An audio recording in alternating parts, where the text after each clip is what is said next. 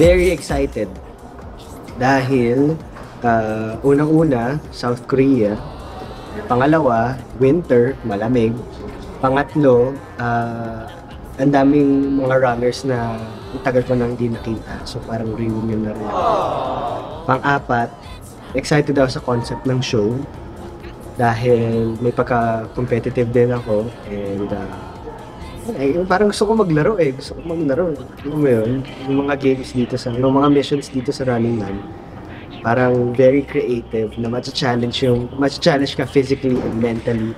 And of course, emotionally din rin. Dahil yung mga name tag gripping, kakaiyak ata. Name tag gripping. Yun yung inabangan kong mission. Dahil veterano na yung mga kasama.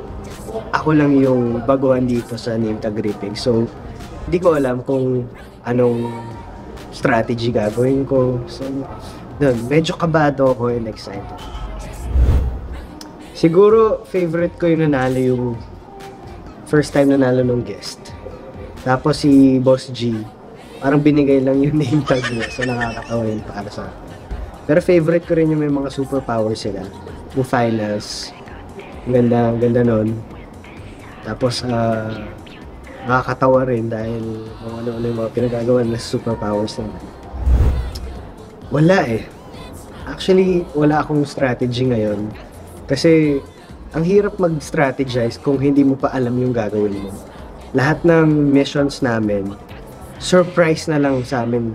Kumbaga sinasabi na lang bago mag-start mismo yung mission. So, ang hirap mag-strategize. Siguro, ang strategy ko lang is pag name tag gripping is maghanap ng kakampi kasi kailangan kong I need to learn from them bago ako maging independent. Alam nila kasi yung mga dapat nilang gawin, so hanap muna tayo ng kakampi. I would say I'm ready to run siguro from 1 out of 10, 9. Yung 1 is kailangan ko lang may experience once yung name tag gripping. And then, I'm all in. Locked in. Ayun, sa Pilipinas, nagja-jacket ako ng makapal. Kahit mainit. Preparations ko, parang wala eh. Parang wala kang magagawang preparations kasi unang-una, hindi naman talaga malamig sa Pilipinas. Kahit pumunta ka ng Baguio, iba yung lamig dito.